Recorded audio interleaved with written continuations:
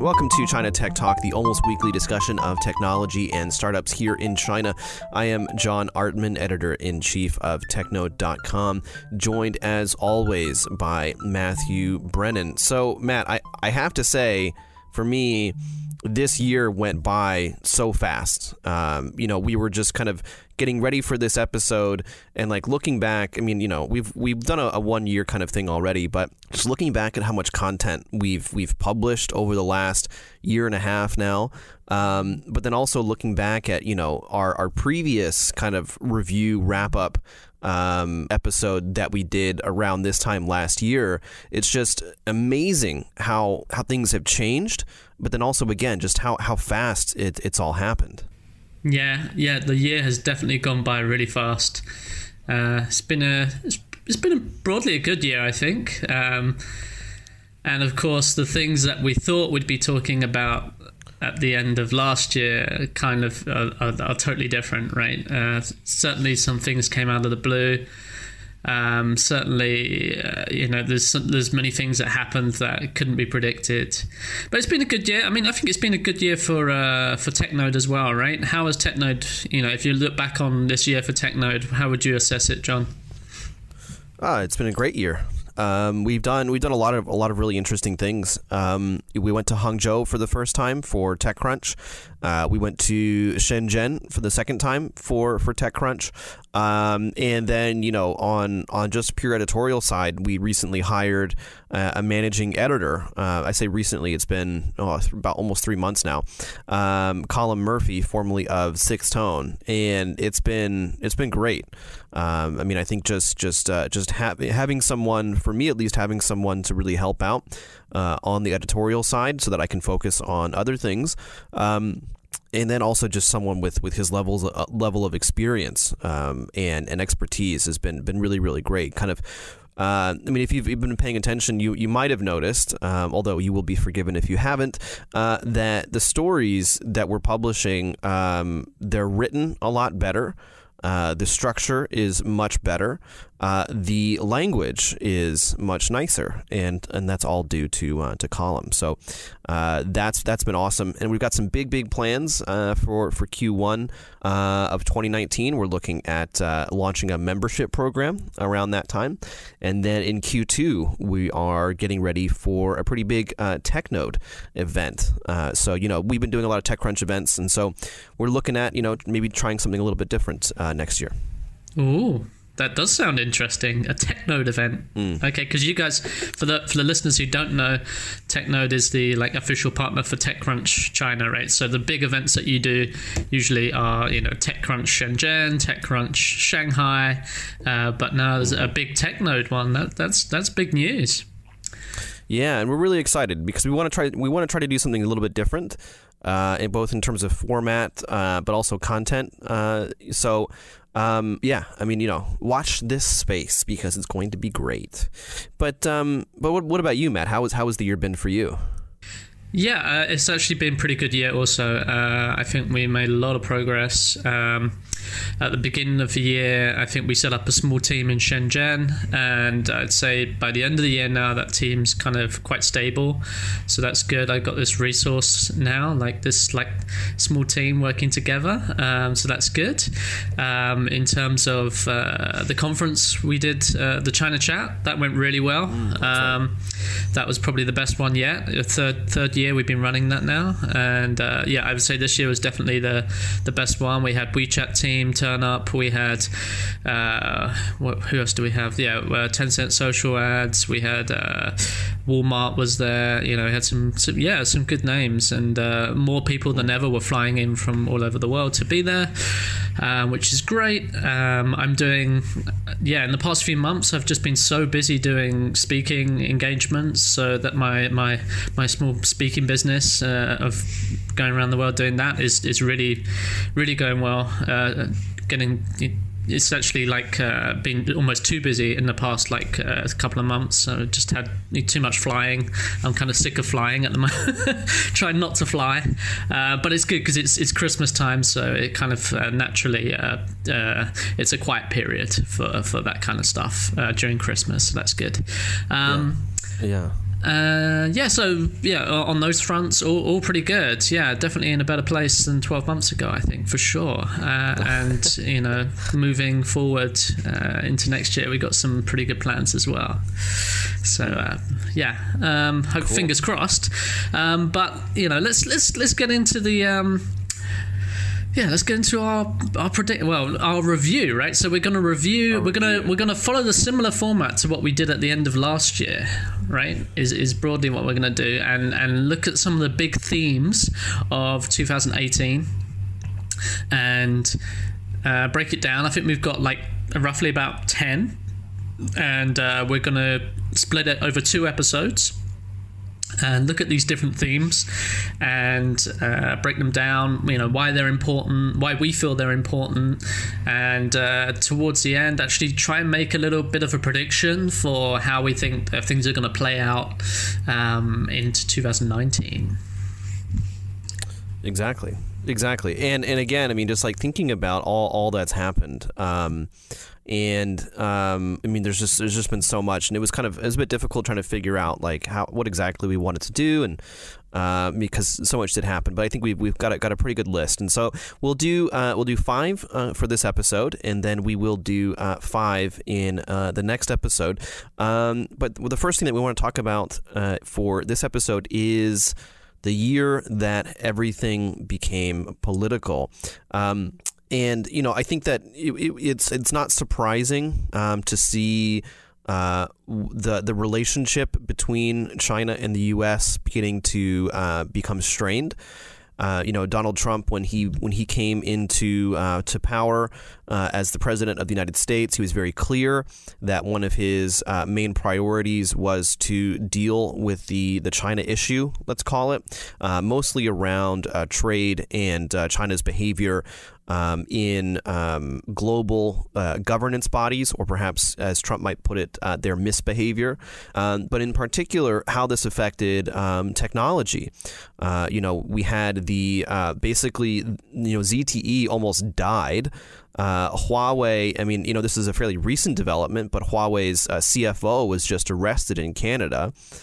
We had, that story about the supply chain being hacked, Apple and Amazon and other ones being hacked by, having the servers with chips on them. And so this really is the year where, the kind of, I would say, the simmering tension between China and the U.S. really boiled over, if we can stretch that metaphor. Yeah.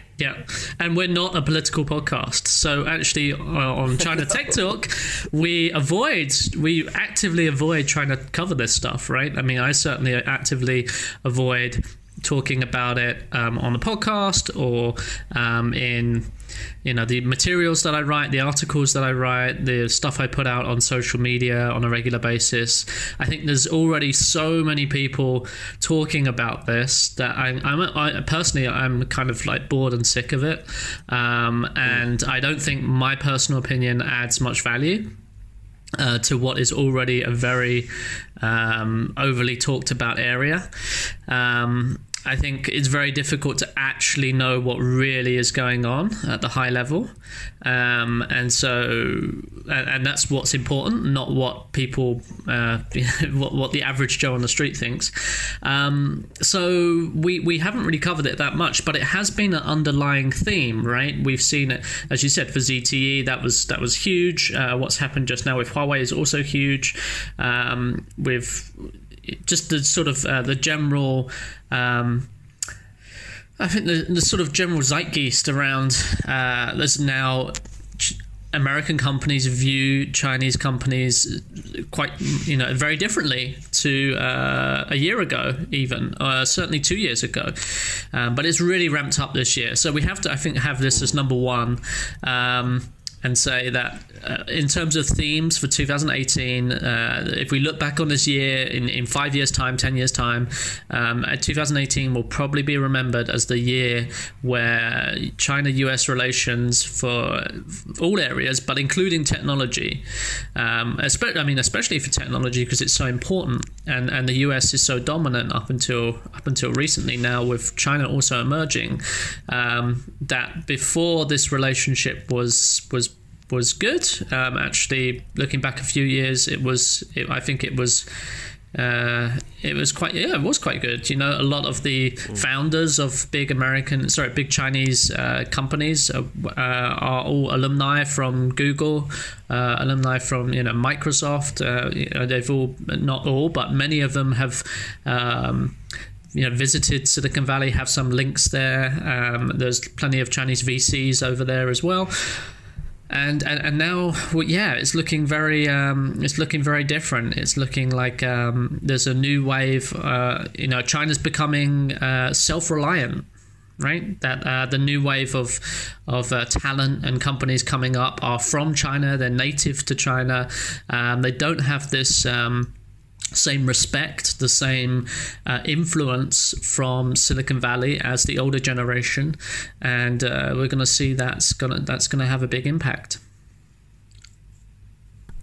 Yeah, I think there's a lot of really interesting things going on. With the ZTE in particular, this was I think the leadership in China use this as an opportunity to really push this idea of technological independence. Because the big issue with ZTE and now with Huawei as well is whether or not they Huawei in particular, ZTE definitely they went around sanctions to sell telecommunications equipment to Iran.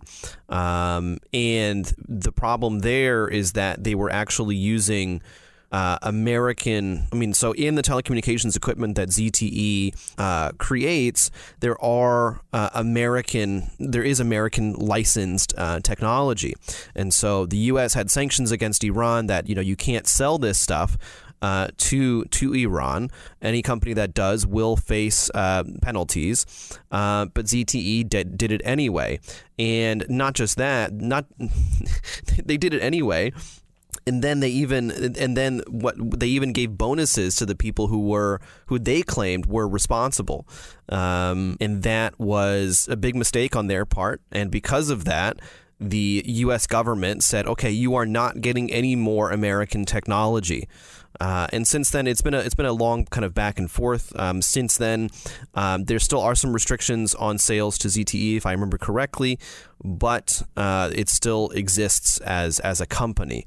But again, the fact that one of the biggest, so Huawei and ZTE are China's biggest telecommunications equipment makers, and the fact that both of them, in fact, are reliant on chips that are designed by American companies, and so the IP is owned by American companies, and the idea that the U.S. government can kill an entire company by saying, okay, you cannot use this IP any longer, it was a huge wake up call. And to be honest, I didn't even realize until the ZTE case that the U.S. government had this amount of power that it could actually kill a company in using this type of method. And so for the Chinese government, the Chinese government, let's say, can be quite paranoid about certain types of things, and one of the big things is independence. They want to make sure that they're not going to be dependent on any other country, and so because of ZTE and now, of course, because of Huawei, there's been a large push from the central government to create a domestic chip industry. There are some companies that are already kind of making artificial intelligence chips, usually smaller companies, and the chips themselves are being designed for a lot, most of the time for their own products. But then you have players like Canon Creative and Bitcoin miners, which are also creating artificial intelligence chips, partly, of course, for their own mining, but then also, of course, to sell on.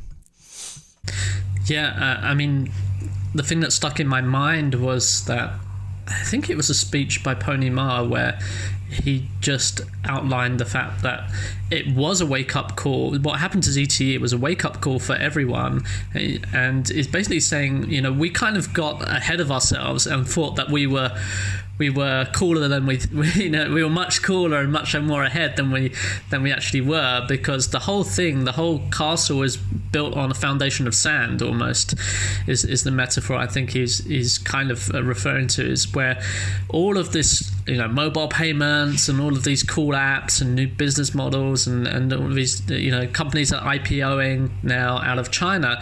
Everything is really high up the stack, right? It's on, it's app economy stuff. It's relative, and even like Huawei and ZTE, like or the handset manufacturers, they're assembling components that are from other places. But then when you go lower down the stack and get to like chips, you see that all of this Chinese technology is built upon a foundation that they don't control, and they don't. It's not based on their technology at all. It's still on the States, on the Valley, and yeah, that wasn't. I think obviously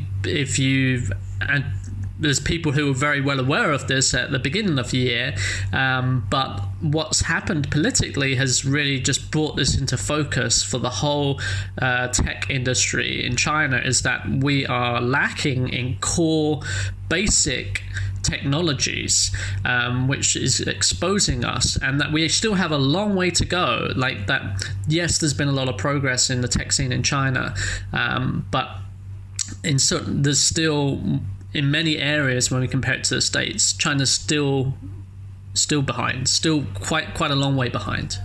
But I mean, this goes back to a discussion that we've had, and a point that I've made with a lot of different people, is that China doesn't really innovate when it comes to actual technology itself. That might be changing, in particular when it comes to artificial intelligence or blockchain. For example, there's a lot of really interesting blockchain projects in China. Or coming from China, but for the most part, what China does really, really well is implement those technical innovations coming from elsewhere. I mean, the history of development in China has been leapfrogging, so using currently like the most modern equipment, the most modern technologies, and applying them to a developing country, and then you see this massive amount of growth. And so because of that, they haven't really, the economic forces there to innovate themselves, or the political forces there to innovate themselves, haven't really come about.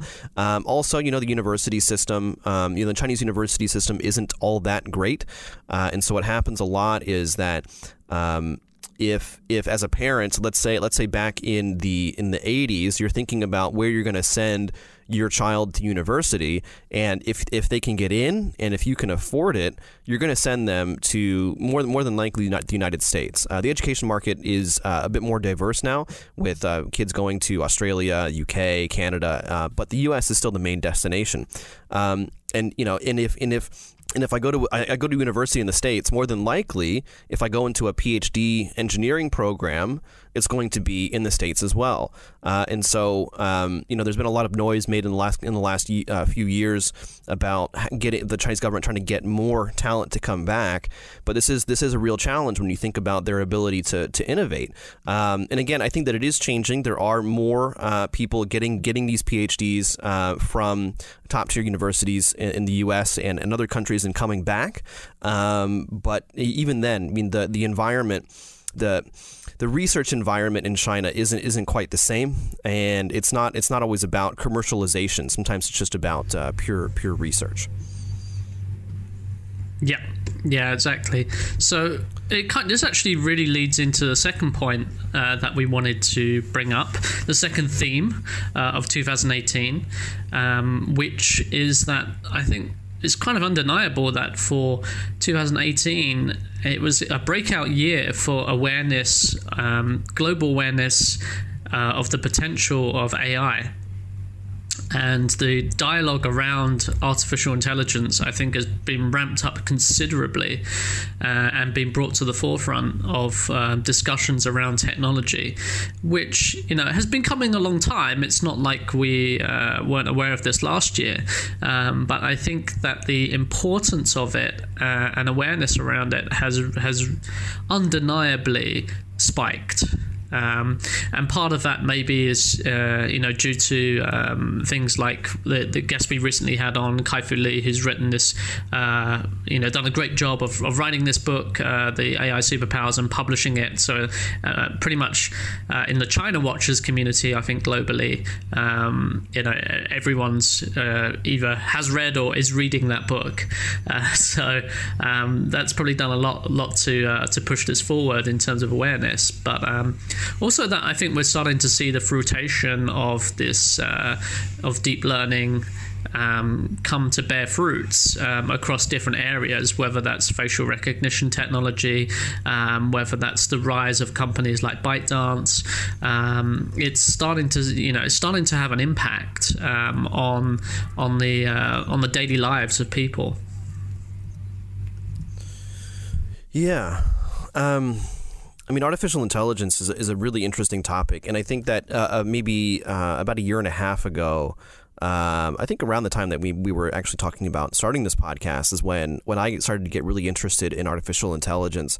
And at the time, you had like Nick Bostrom and Sam Harris and a few other public intellectuals making a lot of statements about artificial intelligence. I think Stephen Hawking and even Elon Musk have made some pretty pessimistic statements about artificial intelligence, in the sense that we have to be very, very careful about it, and we got to make sure that it doesn't take over the world. But I think that this year in particular for me has been learning, actually, wait a second, what actually AI is not that, right? When we talk about artificial intelligence, what we're talking about is we're not talking about consciousness, right? We're not talking about a general algorithmically based machine learning intelligence that can learn a lot of different things and do a lot of different things, and of course maybe go haywire. What we're looking at now is just artificial intelligence in very, very specific use cases, and a lot of it in China, of course, has been facial recognition, nameplate recognition, and even voice recognition. The smart speakers have gained a lot of traction this year. The smart speaker market still isn't great in China. You're not gonna. I don't think that we're ever gonna see like a product like the Amazon Echo really come out or be as successful. But the smart speaker market has definitely taken off in China, and a lot of other kind of artificial intelligence based gimmicks, let's call them. Like Huawei with one of their phones, they uses artificial intelligence to process your selfies and all these kinds of things. But at the end of the day, that's what artificial intelligence is, or at least that's what it is for now. And this is how it's going to really kind of get implemented. And it's really kind of interesting, what's going on between, kind of similar, like as you were saying. This dovetails from our previous topic in a number of senses.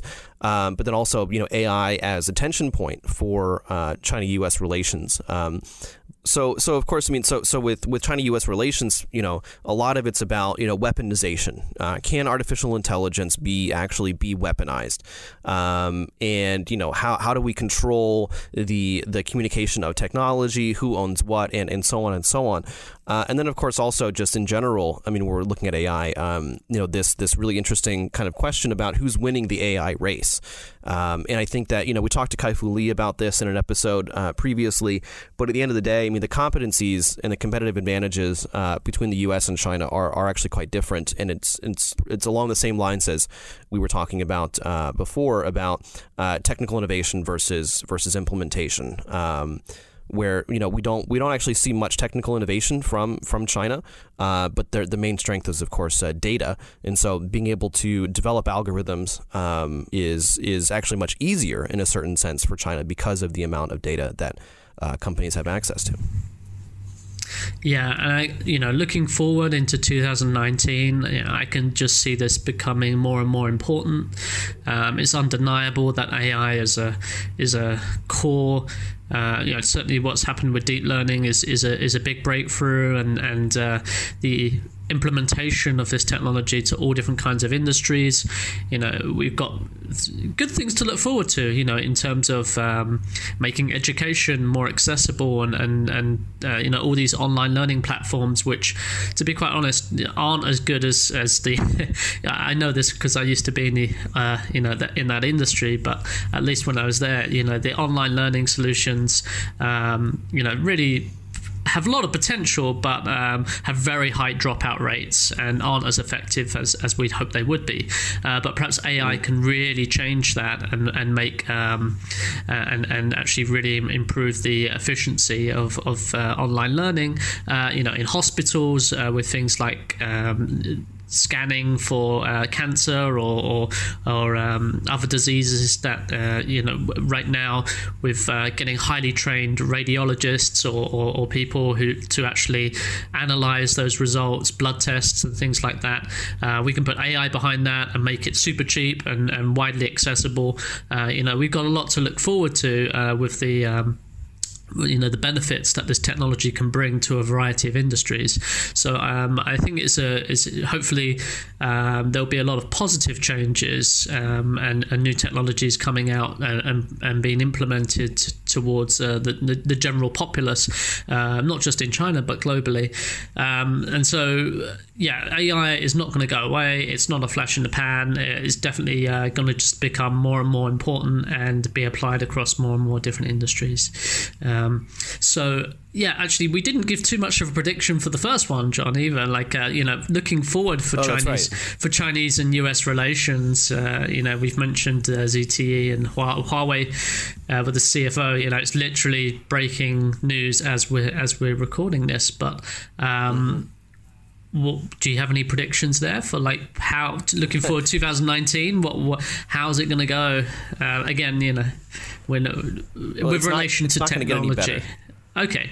Right. Yeah, it's definitely not going to get any better. And I think this is going to have a knock-on effect in a lot of different areas. Of course, the stock market is a big one. In particular, in this sense, Chinese companies that are listed abroad, they have not been doing well, and part of it, not all of it, of course. I'm not even sure how big of a chunk, but certainly part of it is due to tensions between China and the U.S. There's a lot of negative information coming out about China, about some of their technology companies, which is something that we actually talked about in our previous episode about Bytedance. I don't see it getting much better. The first half of the year, it's not going to get any better, I imagine. China and the U.S. they have an agreement to basically step back from the brink for 90 days. So that's three months of breathing room, and that's basically a win for China. So we'll have to see what happens after those 90 days. It's going to be very difficult, probably, for Trump to really kind of get the momentum up again to really threaten China, or at least make the show of threatening China. But Bill Bishop, the writer of the Cynicism newsletter, he's been called the China Watcher's China Watcher, and I completely agree. But in one of his recent newsletters, he had made it very, very clear that anyone with a supply chain based in China should really be thinking about moving it somewhere else. That's obviously not my prediction. That's his. But I think there's a lot of implications there for anyone who's doing sourcing in China, and of course just doing business with technology companies in general. Yeah, I go along with Kai-Fu Lee's view that it's we're going to be seeing these two parallel universes, right? That Chinese technology is going to diverge, and there'll be Western Western platforms, Western companies, and there'll be a Chinese-led internet and a Chinese-led technology ecosystem, which will be, obviously fundamental breakthroughs in technology will be the same everywhere, but there'll be many differences between those two worlds. And what will be interesting is how this plays out, not in the States, not in China, but in everywhere else, because when you look at markets, India, Southeast Asia, these are geographically closer to China. They might fall into China's orbit, but what happens in the rest of the world, Europe, Russia, it's going to become, I think certainly with the internet in particular, that it was very open up until now, or up until very recently rather. It's been very open. It's been US led.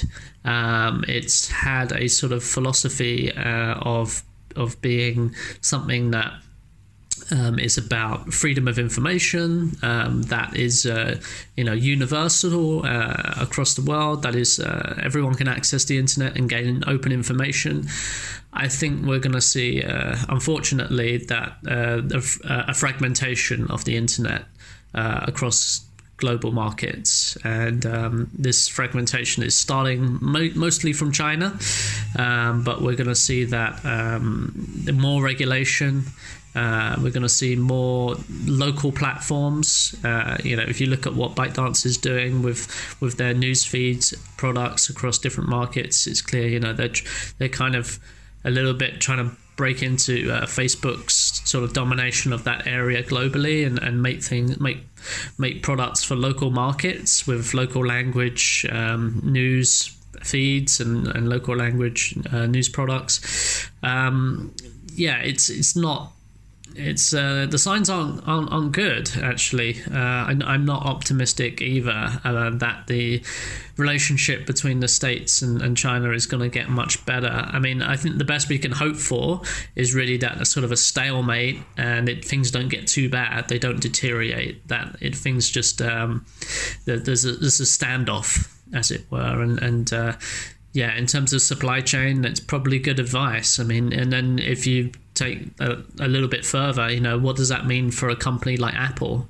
There aren't too many big US tech companies in China doing well, but Apple was certainly one of them. Up until recently, the world's most valuable company. Microsoft also, is got does quite well in China. They do sell, their Windows software suite, is definitely in the market, well used. What does it mean for these companies? Big questions. Yeah, very, very big questions. And I think that we can move on. I just want to make one last point that I thought of. I mean, like people ask me from time to time, like how long you've been in China for a long time. When are you going to leave? Of course, with the implicit assumption in that question is that I'm definitely going to leave at some point, which I'm not even sure. But I think the answer that I've kind of come across is like basically until like I'm going to stay here until I'm probably going to keep living in here until I can't.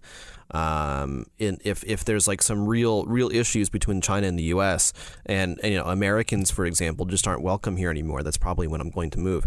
And it's hard to say when if and when that might actually happen. I think it would be stupid, of course, for China and the U.S. to get into any real conflict. Or physical conflict, let's call it. But it's hard to say, to be honest, and it does leave me feeling a little bit uncertain about living here. But yeah, so speaking of artificial intelligence, this is a bit of a strained segue. I'll give you that. There's one company that's been really kind of leveraging their competency in artificial intelligence to create some really killer consumer products, and that's Bytedance. Yeah, without a doubt.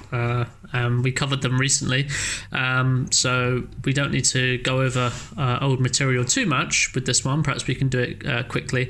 If listeners want to more on Bytedance, they can listen to what will be the previous episode, I guess, from this one.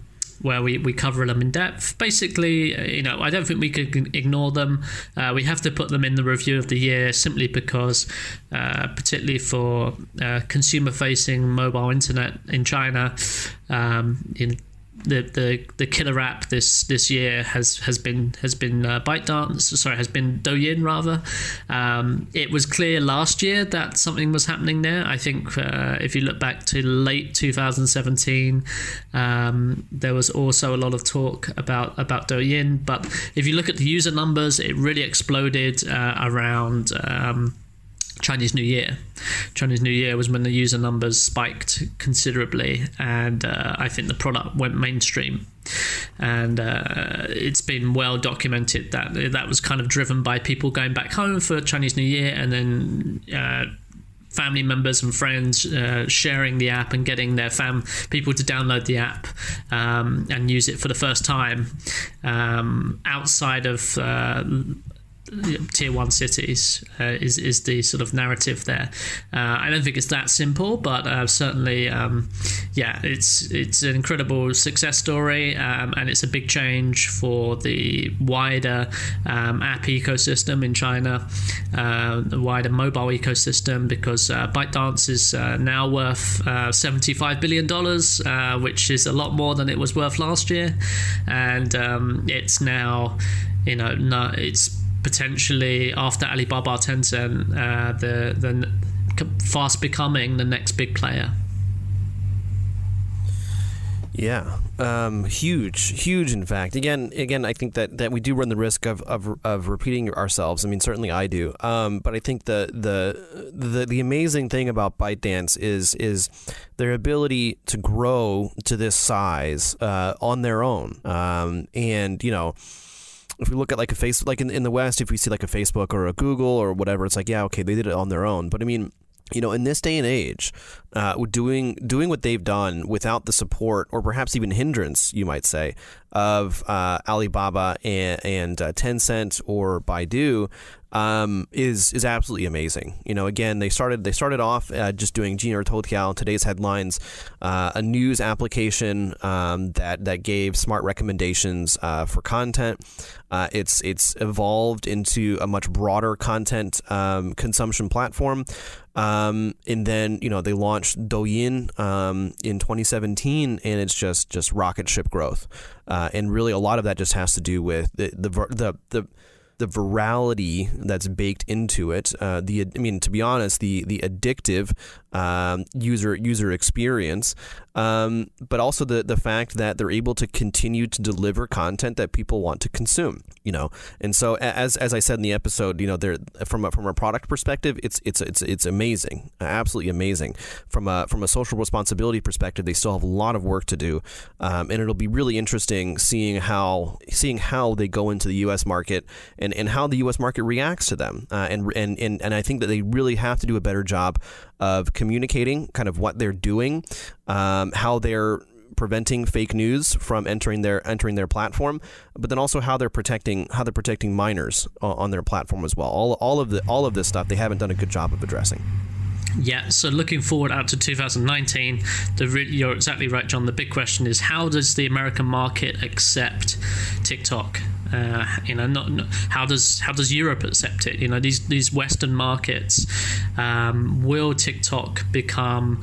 Will it be widely accepted? Will it become one of the most used apps for young people, as it is in China? Will they be able to replicate anywhere near the level of success that they've been able to achieve in the mainland market? If they can, then that is hard to underestimate how important that will be for them moving forward. They're going to be one of the very few Chinese companies to have to be successful in the Western markets, and where Tencent's failed, where Alibaba is making moves, but is still, I don't think it has any kind of chance like TikTok has. This is really a golden opportunity, I think, for a Chinese internet company to have a globally successful product, and especially in the area of entertainment, where Facebook is so dominant.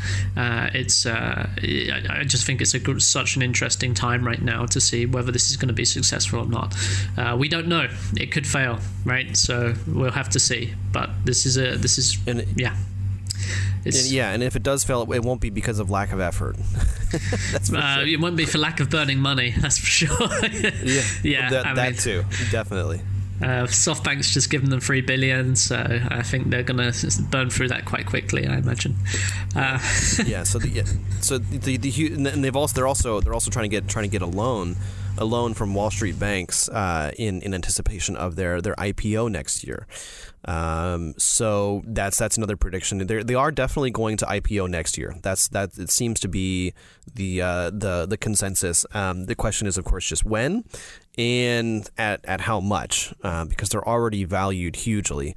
And so, what's the valuation going to be on the public market? That'll be really interesting to watch. Well, and speaking, combine that dynamic with what we just talked about earlier with China-US relations, and it's a very interesting mix. Right? Think about it. They're going for the US markets right now at the same time as all this political stuff's happening. So we don't know what's going to happen there. I think this is all up in the air right now, whether it's actually going to work or not. Yeah. But leading into the next point, public markets. Yeah. Speaking of public markets, so I think that we don't necessarily want to talk too much about it, but I think that any year-end discussion we have to talk about cryptocurrencies, Bitcoin, and blockchain. And so like for TechNode, we don't cover much of what happens in the crypto space, mostly because it's not China specific enough, and there are blockchain specific media outlets that cover it better than we could. So we don't do it very much, but we do. A side stage at TechCrunch. We've done it 3 years in a row. We'll probably do something with blockchain at the TechNode event next year as well. But I mean, what's super interesting about what's happening in the Bitcoin space, let's call it, is that there's a real possibility of the whole two internets coming to Bitcoin. So there's division in the mining community, in the Bitcoin Cash mining community, over which fork should dominate. So there's two forks. There's Bitcoin Cash ABC, and there's Bitcoin Cash ASV. And so SV is actually led by Craig Wright, who claims to be Satoshi Nakamoto, and SV stands for Satoshi's vision. Whether or not he actually is, it's really unclear. He does have a lot of supporters though, and then Bitcoin ABC is backed by Bitmain. And so the real issue is that if there's no resolution to this issue, then there's going to be a Bitcoin Cash for China, and there's going to be a Bitcoin Cash for the rest of the world. And so again, with the internet, what was supposed to be this global, free, decentralized thing, actually it might end up being just as fragmented as geopolitics. Wow, that is that does sound like a big deal. I mean, Bitcoin. I really struggle to talk about this topic because, like, for me, crypto is like this area that I only have the basics on. Like, I've bought Bitcoin. Like, I've listened. Your stage at TechCrunch is excellent. I remember there was the one in Shanghai where I came along, and there was, who did you have? You had Neil, who was a guest on our podcast quite a while back, and who was it? Zenon.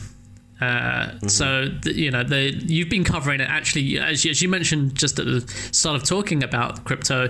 We don't cover it on the podcast, but actually you've been covering it behind the scenes almost, as it were, quite a lot. And TechCrunch China, it's been a constant presence and a very popular. That particular stage, I remember it was super popular back then. And that was standing room only, right? At that point, it's cooled off a lot, though, hasn't it? The whole area has essentially this year. I mean, if you look at the price of Bitcoin just as one indicator, I know that's just an oversimplification, but certainly the price where it was at the beginning. If we look at the very beginning of the year, when we were just moving in January 2018, it was still sky high, right? And now it's just continued to drop, and I think that as a sort of indicator of at least interest in the area from speculators and from investors, that's totally caught off. But as a technology, as I think the mindset and the sort of general media discussion around it has shifted from Bitcoin into and crypto into blockchain. I think that's been definitely a paradigm shift in a lot of people's minds, that okay, this is not so much about blockchain in terms of the Bitcoin version and the cryptocurrencies, that this technology can be applied to all different kinds of areas. That's been a shift that's taken place over the course of this year, for sure, right? Yeah, and yes and no. So I think with a lot of other people really got into blockchain and crypto because of the potential that the technology has. There's some really cool things there's some amazing things that you can do with blockchain, and whether or not you need a token for these applications is up in the air. I mean, like, some applications definitely do, some applications definitely don't. And so in particular, permissioned blockchains is usually for enterprise use cases. The most salient, I think, for most people is going to be supply chain. So tracking items in the supply chain, seeing as it changes hands, where it goes, is it actually sourced the way that the company says it is, and so on and so on. And so this is good for due diligence on the supply chain side. I'm a purchaser and I want to make sure that I'm getting the right thing. But then it's also good for consumers. Like, for example, let's say that they want to make sure that they don't buy any blood diamonds. Well, using blockchain, potentially you could produce an application that allows for the tracking of these diamonds, and then at the end of it, a consumer can scan a QR code or something like that, and it'll pop up with all the information about the diamond, where it's from, how it's been handled, so on and so on. And then you can see, okay, well, this was sourced ethically. But the thing is, I think that on the one hand, what we're seeing is the markets for cryptocurrency are very bearish right now. Part of it's a reflection of the overall economy, or the overall markets, which are down as well. Also, it's the regulation is starting to come in. There's a lot more regulation coming in about, in particular, ICOs. But then also, what exactly are these tokens? What are they? Are they securities? Right? Are they a form of stock, almost like a stock or a bond, or are they only for accessing services on a certain platform? And the thing is, if it's being traded on an exchange, it's probably a security, which means that it has to be regulated and it needs to follow regulations that apply to securities. And so that's been a big part of it. Also, companies that went ICO that had an ICO this year, they haven't developed anything in the most case. I mean, so obviously there were some scams. A lot of projects were perhaps a little bit optimistic in what they could deliver, and so maybe they did an ICO in good faith. But there's a lot of BS on the market. And so, at the end, towards the end of 2018, I mean, the good news is, a bear market in crypto is good news for everyone, because that means that there's going to be a lot less speculation, and the the wheat, as it were, is going to be separated from the chaff. There's a lot of metaphors in this episode. Or the cream will be able to rise to the top. And so, projects that are creating, usable applications that they're not a solution searching for a problem are actually going to survive. But then also, as all these as all the shit coins are kind of dying down, Bitcoin is becoming a lot more relevant. And so for Bitcoin supporters, people who've been in the Bitcoin industry or community for quite some time, for them, it's very vindicating. It just goes to show that Bitcoin still is very relevant. And then in fact, Bitcoin is still very well placed to be, like the number one blockchain. So yeah, there's been a lot of interesting developments. Specifically about China, there's been 3 different mining companies based here in China that wanted to go public this year, mostly in Hong Kong. So one is Canon Creative, and then of course the other one is Bitmain, which is one of the largest miners in the entire world. Both Canon and Bitmain have decided not to actually go public, and I think one of the biggest issues is regulatory, because their main source of revenue is mining and then selling Bitcoin Cash, and so as an investor, as a regulator, that number one, that's not really a sustainable business model if you think about it long term. Also, that means the value of the company is directly tied to the value of Bitcoin Cash, which means that their value itself will be actually quite volatile. So looking forward into 2019, any predictions? That's a good question. I'm really not sure. I'm really not sure. I think that it seems volatile, right? It's just it's really early days still for this technology. It still is. Yeah.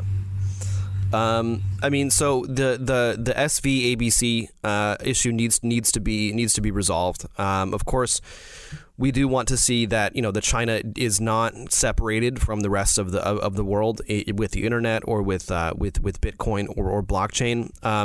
So we'll have to see how that goes.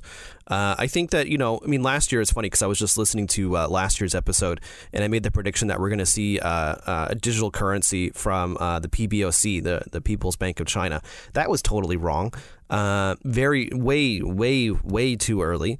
So I don't think that we're going to see that in 2019. We might see something closer to actually being viable in that sense.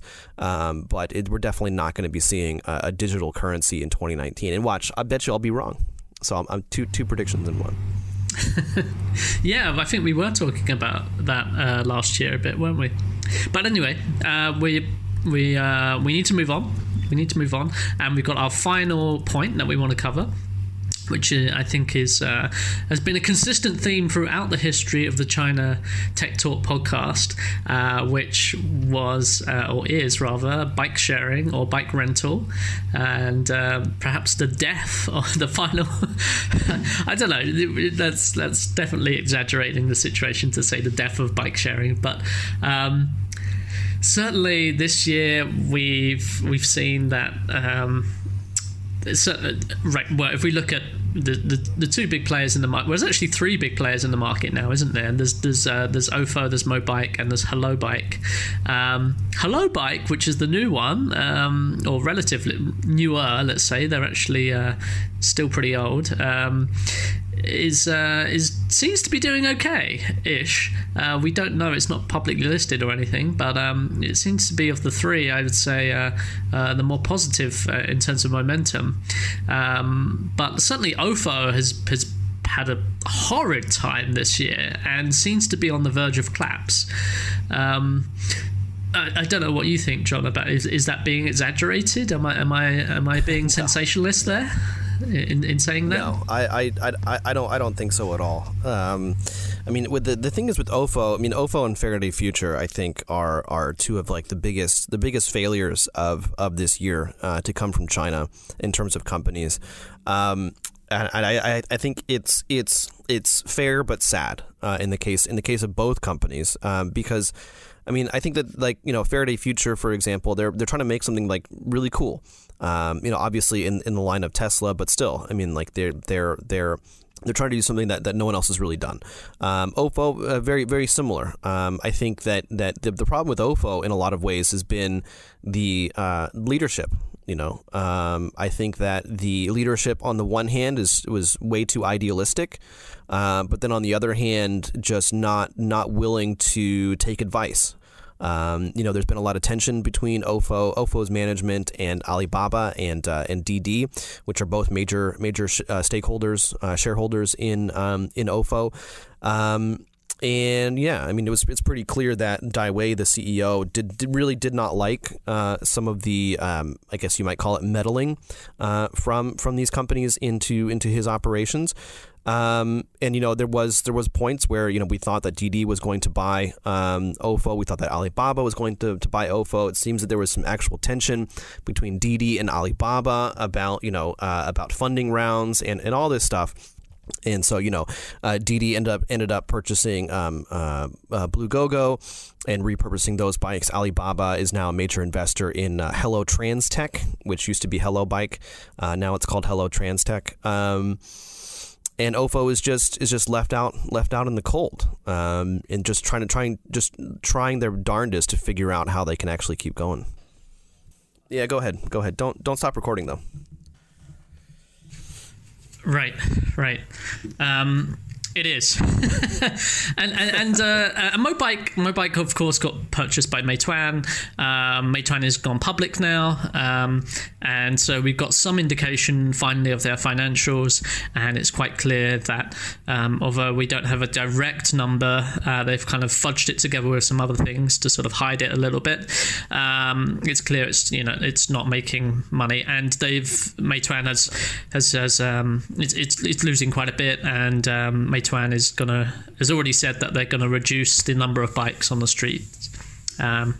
So I don't think that they're going to shut down Mobike at all, Meituan. I think they definitely will keep it running. And everything that Wang Xing has said in their first earnings call kind of it implies that that's the case, that they do see value in the company, long-term value.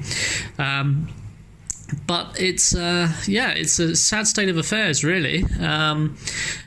And at the end of last year with our predictions, I think one of the predictions I did make quite confidently, which turned out to be wrong, was that these companies would merge. That we would see OFO and Mobike come together. It never happened, right? And I think it's worth us at least discussing a little bit about why that didn't happen, because there was just so much talk about it, right? And why didn't that happen? What, in your mind, John, what was the problem?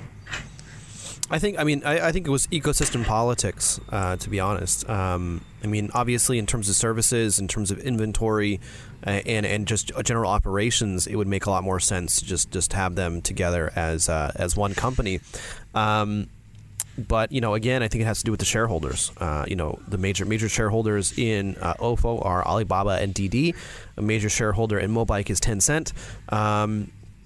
And I think that as we can see, it actually makes more sense for the Tencent ecosystem to keep exclusively the bike rentals. And of course, I think the purchase of Mobike by Meituan, I think in a lot of ways was something where they could say, hey, to investors when they were going public, okay, so we're not just a coupons platform, we're not just a lifestyle discovery platform, but we also provide real world services. And of course, they've done that through their ride hailing, which is mostly only in Shanghai and Nanjing, and then through the purchase of Mobike.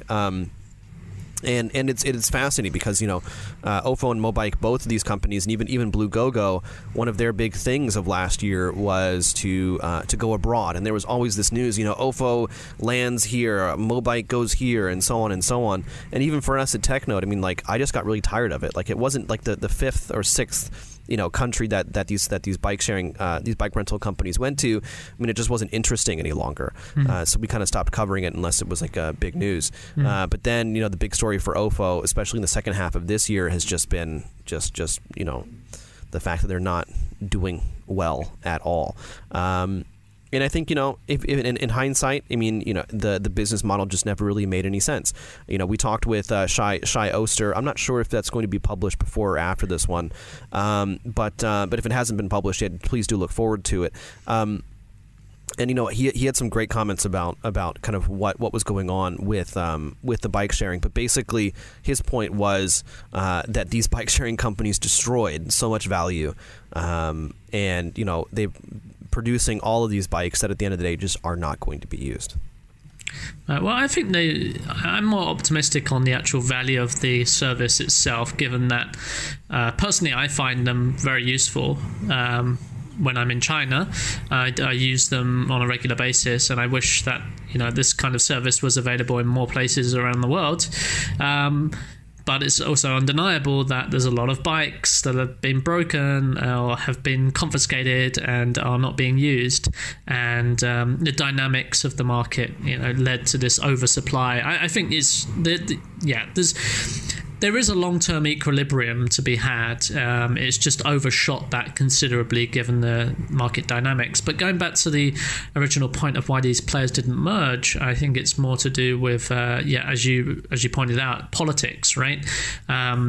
DD seemed to have been a big player in that they didn't want the two companies to merge, that they were deliberately, from what I've heard and read, that DD was actively working against this merger, and so also OFO and Mobike, especially the OFO higher management, wanted to be independent, right? Still, to this day, I think they're holding out right now, and that's probably a mistake as well.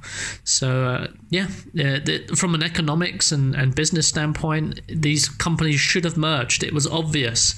They're both losing money in a war which neither of them can win really by the current methods that they were using. But due to political factors, due to the dynamics of the ecosystem and their backers, it never happened. And so the whole thing is it's really incredible to think that this whole hype cycle it just exploded and came down so fast, right? That in the space of a year and a half, really, that bike sharing has gone from hero to zero, as it were. Well, Matt, I think that's about all the time that we have for this episode. But we will have another year in review episode coming out next week, so make sure you tune in for that.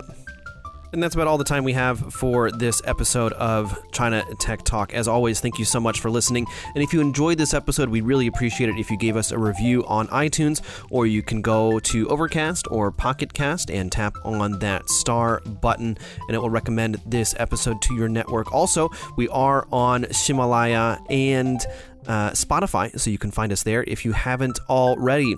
And also a quick reminder, TechNode, we do several newsletters every single day, including a curated summary of technology news in China, including some of the stuff from us, and a thrice weekly newsletter looking at significant fundings over the last couple of days. You can go to technode.com/newsletters to subscribe.